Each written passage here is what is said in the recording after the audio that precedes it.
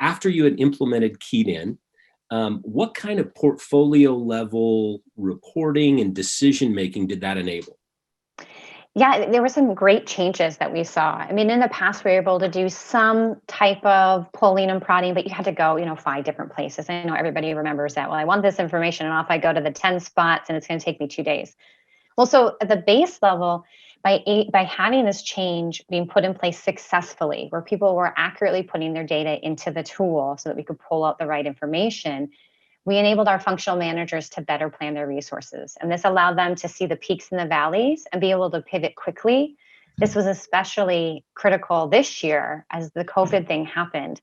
For those that are familiar with assessments or have students in schools right now, they know all, end of the year course or all the end of the year assessments were canceled in 2020. In the spring, when most of our students or our children would be out there taking their, end of the year Scantron or online assessment, nothing happened. So by having our ability of having all that data in there, functional managers were really able to pivot and see, hey, maybe they can go help another department as they do more of a digital transformation, so that allowed them to be able to plug and play their teams better. It also is going to allow and has allowed them to reach out to their leaders and ask for contingent workers quicker and more succinctly. In the past, it would be like, I think we're going to be busy in May, so maybe we should hire some more people.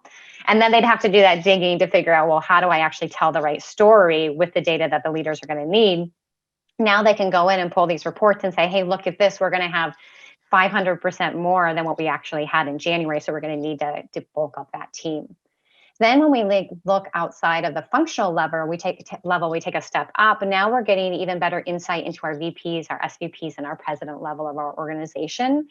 They have the information coming up the chain through their teams and, if they go out on the floor and see what's actually happening. But now they're able to actually see it live with the data and with the schedules. And so it allows them to see critical milestones that are on track or running late. And it allows them to better be able to manage their team and help them shift and shuffle if we need to. Hey, we need to go help Sean's team over here, but Tracy's project's okay. So we're going to shift and be able to make sure that Sean's successful.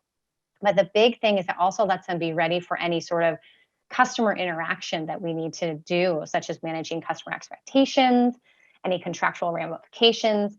And so it really allowed that better, clear insight at the higher level that we weren't seeing before.